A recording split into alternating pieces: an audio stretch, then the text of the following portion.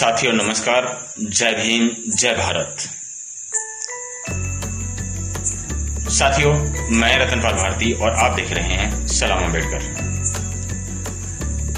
आपसे गुजारिश है कि आपने यदि अभी तक इस चैनल को सब्सक्राइब नहीं किया है तो इसे सब्सक्राइब करें, वीडियो को लाइक करें, कमेंट्स करें और ज़्यादा से ज़्यादा जहां भी आपके व्हाट्सएप ग्रुप्स हों या फेसबुक हो या ट्विटर हो, इंस्टाग्राम हो, हर जगह से शेयर करें ताकि हर आदमी तक ये वीडियो पहुंच सके। साथियों, आज हम इस देश की उस महानतम विभूति के बारे में बात करने वाले हैं जिन्हें बाबा साहेब डॉक्टर भीमराव अंबेडकर कहा जाता है। भारत रत्न ही नहीं बल्कि विश्व रत्न के नाम से विख्यात संविधान निर्माता इस देश की ही नहीं बल्कि पूरे विश्व की एक ऐसी महान विभूति थे जिनके बताए मार्ग पर आज न जाने कितने देश चल रहे हैं। उनके द्वारा निर्मित संविधान की बदौलत आज हम सेक्युलर और समतापूर्वक जीवन जी रहे हैं। बाबा साहेब डॉक्टर भीमराव अंबेडकर जी ने हम सबको 3 सक्सेस मंत्र दिए थे।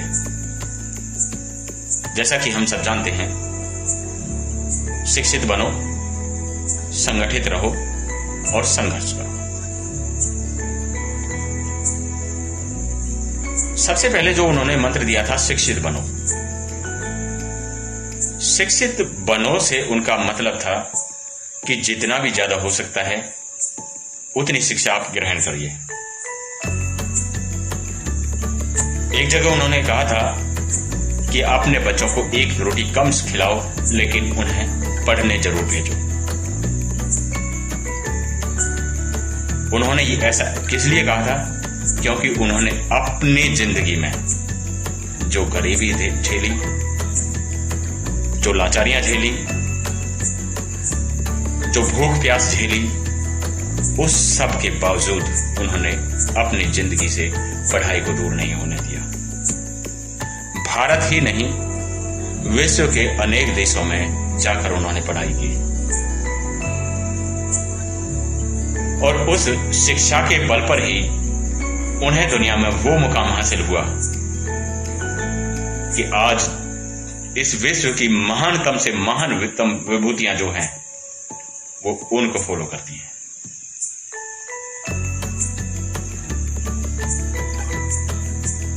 उनके इस मंत्र का पालन करते हुए या इस मंत्र की बात मानते हुए लोगों ने अपने जीवन में शिक्षा के महत्व को समझा। जितना हो सकता था वो पढ़े, अपने बच्चों को भी पढ़ाया और उस शिक्षा के दम पर शोषित वंचित समाज के लोग उस मकाम तक पहुंचे जहां उनका पहुंचने का कभी सपना भी नहीं हो सकता था।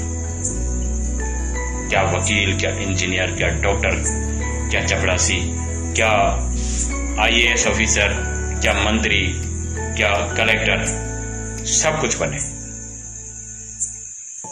ये प्रामाणिकता थी उनके उन शब्दों की जो 3 सक्सेस मंत्र उन्होंने दिए थे।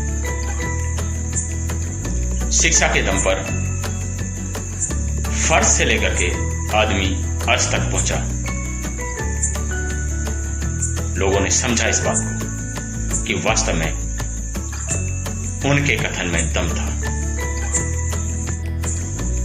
इसके बाद बात करते हैं उनके दूसरे कथन की। उन्होंने कहा था कि संगठित बनो। संगठित बनो से उनका मतलब था कि जब तक देश के सभी नागरिक संगठित होकर के काम करेंगे, इस देश के विकास में दिन रात तरक्की होती रहेगी। या दूसरे शब्दों में कहें कि उन्होंने शोषित, वंचित, दबे कुचले समाज को या माइनॉरिटी समाज को उनकी गुलामी से बाहर होने के लिए बोला था कि आप संगठित होकर रहिए तभी आप अपनी इस बदतर हालत से छुटकारा पा सकते हैं। इस बात को लोग भूल गए। दूसरी तरफ आरएसएस या संघ कहें या मनवादी व्यवस्था से जुड़े हुए लोग कहें, उन लोगों ने उनकी बात को अहमियत दी और आखिर में हुआ ये कि उन्होंने भी अपने संघ के लिए उनके इस मूल मंत्र को अपने संघ में शामिल किया। उनका कहना है संघे शक्ति कलयुगे। वहीं बाबा साहब का कथन क्या था? संगठित हो। संगठित बनो का या संगठित रहो का संस्कृत में जो अनुवाद बनता है वो बनता है संघे शक्ति। संघ, संगठित रहो। तो इस बात से मनवादी व्यवस्था के लोग एकजुट हुए और उन्होंने देश में कई बार सत्ता का स्वाद चखा। कांग्रेस हो या बीजेपी हो, दोनों ही पार्टियां कहीं ना कहीं एक ही विचारधारा को लेकर आगे बढ़ती हैं। लेकिन इस देश का दुर्भाग्य कि 85% आबादी वाले बहुजन समाज के लोग कभी एक ना हो सके। वो उनके दूसरे मूल मंत्र को तो भूल गए, लेकिन तीसरे मूल मंत्र पर काम करना शुरू कर दिया, संघर्ष कर। और उस संघर्ष करने का नतीजा क्या हुआ? संघर्ष करने का नतीजा यह हुआ कि राजनीतिक पार्टियां बना ली उन्होंने। आप लोगों ने, हम लोगों ने, बहुजन समाज के लोगों ने राजनीतिक पार्टियां तो बना ली। जब भी कोई उनके ऊपर अत्याचार होता है वो संघर्ष करने के लिए सड़कों पर निकल आते हैं। छोटे मोटे संगठन उन्होंने बना लिए,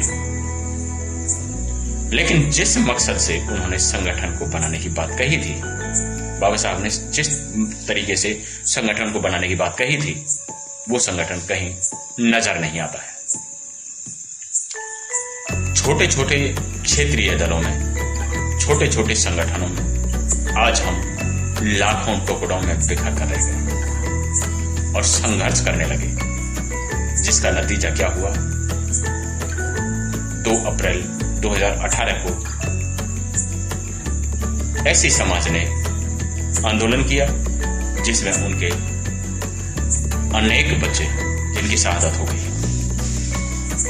इसके साथ गुर्जरों ने अपने अलग आरक्षण की मांग उठाई, तो न जाने कितने लोग गुर्जरों के भी शहीद हुए।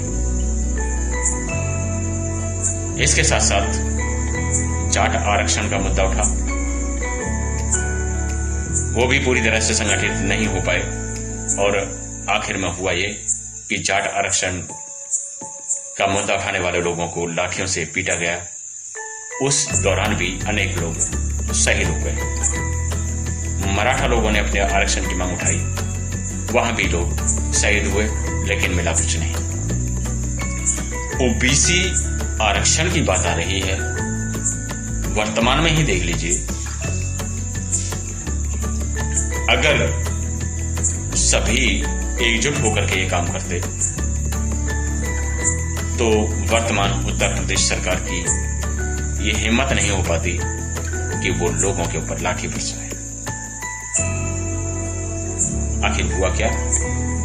संघर्ष करने निकले, लाठियां खाई और घरों में बैठ गए। आज बात आती है कि ब्राह्मणवादी व्यवस्था के लोगों ने या मनवादी व्यवस्था के लोगों ने बहुजन समाज को कहे जाने, जिसे हम बहुजन समाज कहते हैं, उसे 6743 टुकड़ों में बांटा था जातियों के नाम पर। लेकिन आज हम लाखों टुकड़ों में बट गए हैं। और ऐसे टुकड़ों में बट गए हैं संगठनों के नाम पर जो एक दूसरे को देखना भी मुनासिब नहीं समझते, एक दूसरे की बात सुन के राजी नहीं,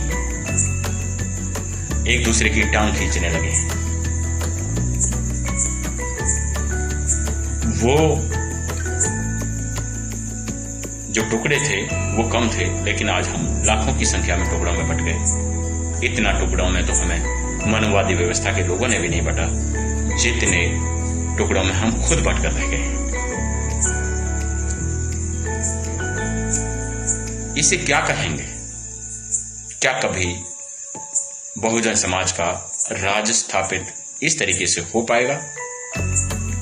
मेरा मानना तो यह है कि हम कभी भी बहुजन समाज का राज स्थापित नहीं कर सकते। हमारा मानना है कि जब तक आप जो संगठन के मुखिया बने बैठे हैं, आप लोग एकजुट नहीं होंगे, तब तक इस समाज का भला होने वाला नहीं। बाबा साहब का ये जो कथन है कि संगठित रहो, ये आपके ऊपर भी उतना ही लागू होता है जितना बहुजन समाज के अन्य लोगों के ऊपर।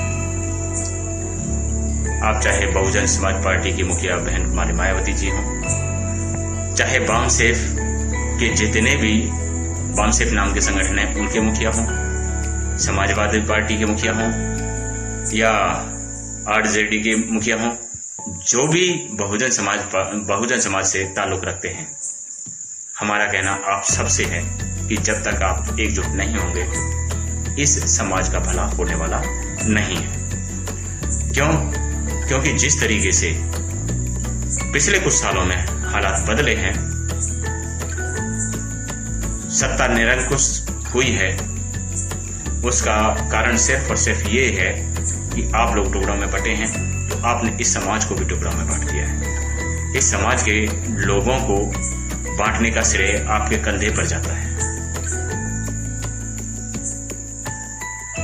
आप जितने टुकड़ों में बटेंगे, बहुजन समाज का वोट भी उतने ही ज्यादा टुकड़ों में बढ़ता चला जाएगा और सिर्फ 15% वाले लोग हमेशा सत्ता में बने रहेंगे। आज हम आपको एक कहानी सुनाते हैं। एक हॉस्टल के अंदर रोजाना खिचड़ी पकाई जाती थी। दुखी होकर के हॉस्टल के बच्चों ने वार्डन से शिकायत की कि हमें रोज रोज खिचड़ी खिलाई जाती है, हमें दूसरा खाना क्यों नहीं दिया जाता, जबकि हमें खिचड़ी पसंद नहीं है। हॉस्टल के वार्डन ने कहा कि चलो इस बात के बारे में वोटिंग कर लेते हैं कि किसे क्या खाना है। 15% लोगों ने खिचड़ी को पसंद किया, 14% लोगों ने रोटी, 12% लोगों ने खीर, 10% लोगों ने दाल चावल, दूसरे 10% लोगों ने मछली चावल, कुछ लोगों ने पिज्जा, कुछ लोगों ने नान। इस तरीके से अपनी अपनी सबने राय बताई। तो जो 15% वाले लोग थे जिन्हें खिचड़ी पसंद थी, वो ज्यादा रहे और बाकी के लोग कम रहे। आखिर में हुआ यूं कि बाकी 85% लोगों को भी मन मार के ना चाहते हुए भी खिचड़ी खानी पड़ी, और वही हालात इस देश के अंदर हो रहे हैं। जब तक आप लोग एकजुट नहीं होंगे, तब तक इस देश के हालात बदलने वाले नहीं हैं। बहुजन समाज के लोग ज्यादातर मानसिकता में उतने परिपक्व नहीं हैं, चाहे उसे शैक्षणिक तौर पर कहें या फिर आर्थिक तौर पर कहें, उतने परिपक्व नहीं हैं कि वो अपना भला बुरा ढंग से सोच सकें और अपना निर्णय दूसरे तरीके से ले सकें। वरना तो हो तो ये भी सकता है कि तमाम बहुजन समाज के लोग एकजुट हों और आप लोगों को आदेश दें कि आप लोग यदि एकजुट हो सकते हैं तो हमारा वोट आपका, अन्यथा आप कहीं खेलो, हम अपनी तरफ से कुछ भी करें। ऐसे हालात पैदा हो गए तो वो बहुत ही बुरा होगा आप सभी राजनीतिक दलों के लिए। तो हमारा आपसे आग्रह है कि बाबा साहब की बात का मान रखते हुए आप लोगों को एकजुट हो जाना चाहिए, संगठित होकर के संघर्ष करना चाहिए, सत्ता आपकी जेब में होगी, आपके हाथों में होगी। ये बहुजन समाज इतना नाकारा नहीं है कि आपको छोड़कर कहीं चला जाएगा। तो बाबा साहब के जो कथन थे वो बिल्कुल पूरी तरह से सार्थक थे। उन्हें सत्य सिद्ध करना, ना सिद्ध करना आपके हाथ में है। तो साथियों, आज की हमारी इस वीडियो में इतना ही। अगली वीडियो तक हमें दीजिए इजाजत। तब तक अपना ख्याल रखिए। जय भीम, जय भारत, जय मूल निवासी, जय संविधान।